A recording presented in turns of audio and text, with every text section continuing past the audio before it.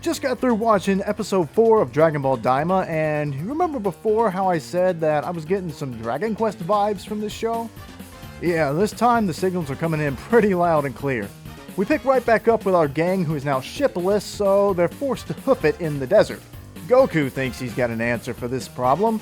They can just all fly, they don't need a plane. But Glorio quickly shoots that down, citing that flying long distances in this environment will wear you down pretty quickly. They're really stressing that this environment is quite different from anyone we've seen before in Dragon Ball, and I have a feeling I know why, and we'll get to that a little bit later on in this review. Glorio does suggest that he knows where they can get a new vehicle, so they agree to just walk the rest of the way until they come across the Sea of Darkness again, and Glorio tells them that at this point there's no other way, they've got to fly across it. But nothing's ever that easy, and a gigantic green, whatever this is, comes out and flies at them and tries to kill them. Now maybe it's just me, but this creature looks like it was ripped right out of a Dragon Quest game, and I mean beyond the fact that it's clearly a Toriyama design. Now we've seen Glorio dispatch bandits with his gun, and we've seen him handle himself pretty well in a bar fight with some random nobodies. But he decides to take down this gigantic monster by himself, and he does it with pretty much no effort at all. We're constantly being shown that Glorio is a capable fighter, and that's just making me want to know more and more about what kind of abilities does this guy have? Just how powerful is he? But then we're reminded that this is Dragon Ball and Goku is the main character, and we get another attempted bandit ambush, but Goku could sense the bandit's ki, so he knew right where he was and was able to take him out with no problem either. However, this surprises Glorio because Glorio didn't know the bandit was there, and he had to know how Goku could predict that they were going to get attacked. So Goku explains to him that he just sensed his ki, that's how he knew he was there. And that surprises Glorio, and that surprises me. Much like ki blasts and flying around, the ability to sense ki has been a common power for so long in the series that it's actually shocking whenever a new powerful character is introduced and they don't know how to do that. If you'll remember, Goku actually took advantage of Frieza's lack of ability to sense ki in his battle against him on planet Namek, so it's been a while since this has happened. Then the group continues their journey, and they come across a little shop where Goku just has to have something to eat because, surprise, surprise, he's starving to death. But it turns out that this shop also is where the vehicle that Glorio had talked about finding earlier is located. It's called a Sky Seed, and apparently it's going to cost the three of them 8,000 Dokuro in order to ride it, which Glorio starts acting like, ooh, that's kind of pricey. Maybe I'll just go pay for my ride somewhere else. Of which the shopkeeper immediately drops the price down to 5,000 and Glorio smirks. Glorio seems to be an expert on making money last. He must be either the cheapest guy around, or maybe he's coming from a place where he doesn't have a lot of money, so he's had to learn how to do this in order to survive. While he's getting them a ride, Goku and Shin are looking at the merchandise over on the other side of the room, and they notice that these little edible candy-like things are actually bugs. These are Medibugs, and they have many different kinds of effects, some of which we've seen quite often in Dragon Ball in the past through other items. One of these things fully restores your stamina, which Goku quickly points out is the same thing a Senzu Bean does. And another one is called a Fusion Bug, which fuses two people together into a single entity. Gosh, where have we heard that effect before? And some of the other Medibugs do things like heal burns and smooth your skin, but while watching Goku convince Glorio to pick a few of these up to take with them, it really did feel like a party in an RPG stocking up on key items as they get ready to cross over a big open world field.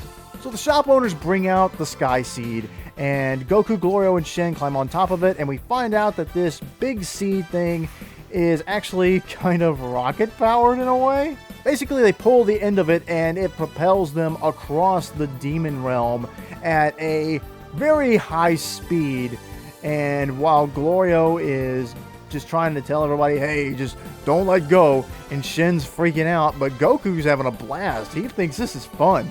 Now, of course, there's no sort of energy or magic keeping the Sky Seed airborne, so after a while, it's going to start to descend, and when it does, you gotta bail.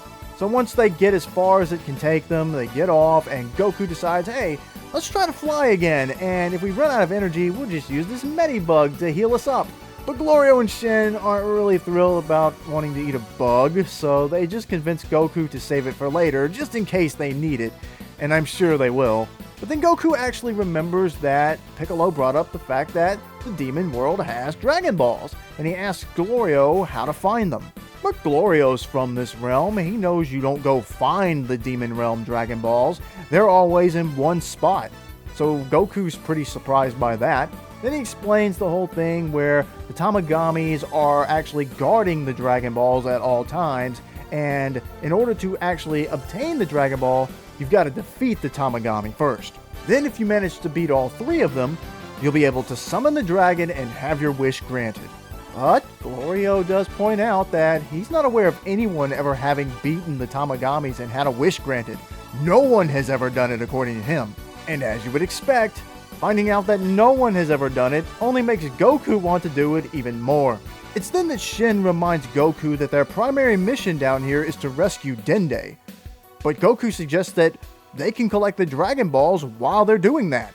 However, Glorio points out that there's one Tamagami per demon world, and the one for the third demon world is way too far away for them to actually go after.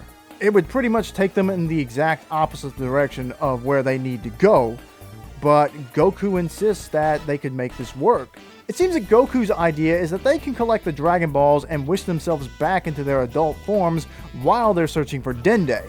Now, Shin agrees Goku has a point about trying to get them back to normal, and interestingly enough, Glorio agrees that going for the Dragon Balls might be a good idea because if Gomah kills Dende, or they just end up and can't find him, then they can wish to save Dende first and then restore themselves back to normal with the Earth's Dragon Balls instead. I think Shin is still very suspicious of Glorio and what he's really up to, but he goes ahead and agrees with Glorio's plan, and Goku is happy that they're gonna go and try to collect the Dragon Balls because that means he's got at least 3 super tough fights coming up that he's really excited about.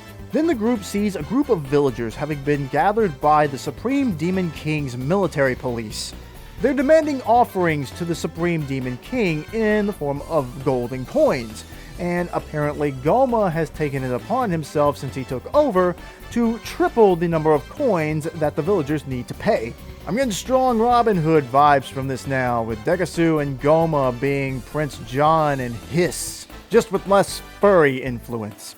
And to even further showcase just how little this military police cares about these villagers' lives, any amount of coins that these villagers cannot produce, they will lose 3 years of their life. Yeah, it turns out these police guys have a magical device that can just suck the years of your life right out of your body. One guy tries to run away, but all of the villagers are wearing magic collars that the military police can just activate, and they get immediately pulled back into the crowd.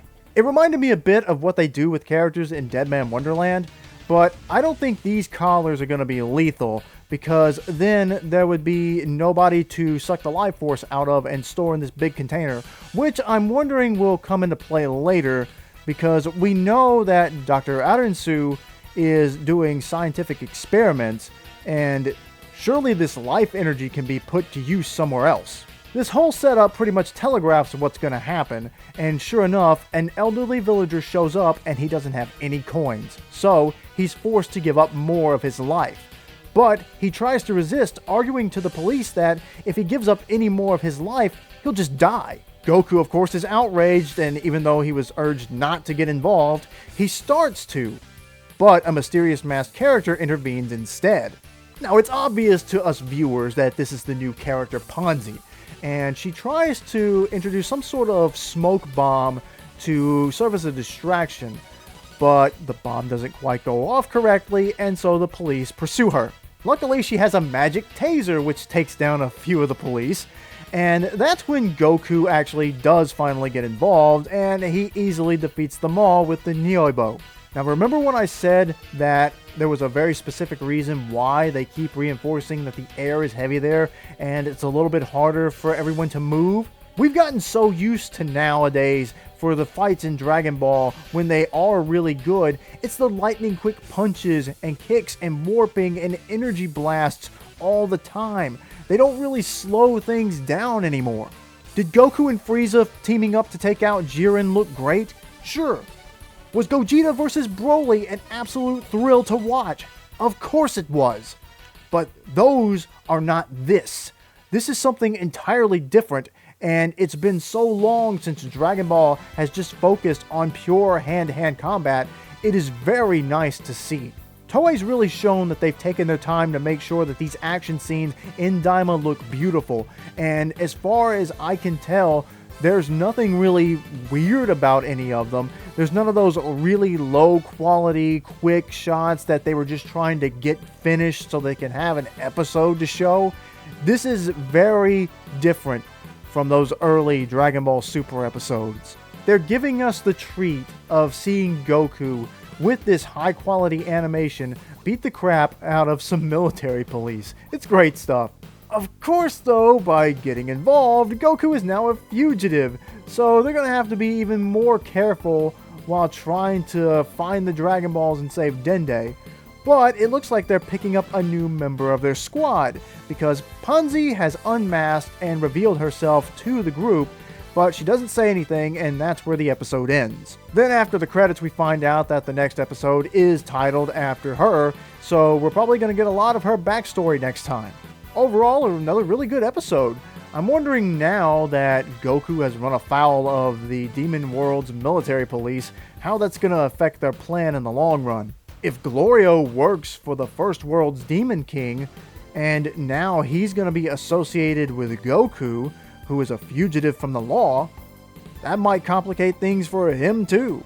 I think it's also clear that Glorio has some kind of a wish that he wants to make on the Dragon Balls, and he's just never had the power to take on all three of the Tamagami. And now we're going to get Punzi added to the group, so it'll be interesting to see what dynamic she adds to all of this. And I'm also starting to wonder if we'll get some more Gomah in the next episode, because they haven't really done anything at all since they kidnapped Dende. We haven't seen them in a while. With every new episode of Dragon Ball Daima, they leave us with a lot more questions, and that's really going to keep people coming back, as eventually we'll have to get those answers. What do you think Glorio wants to wish for if they can manage to get all three of the Dragon Balls and defeat the Tamagami? Do you think that maybe he's some sort of noble bandit like Robin Hood, who steals from the rich to give to the poor, or something similar? Or do you think he's only aligning with Goku and Shin so he can stab them in the back later? Thanks for watching this video, I really appreciate it. If you enjoyed this little review, hit that like button and subscribe to my channel. Or if you want to, you can donate to the channel over on Ko-fi, or become a member of the channel to earn a few little perks. Now, I'm gonna go make sure that I've got plenty of gold coins stored up in my Super Mario Bros. Games, because I think I could convince the Demon Military Police that it's some sort of cryptocurrency.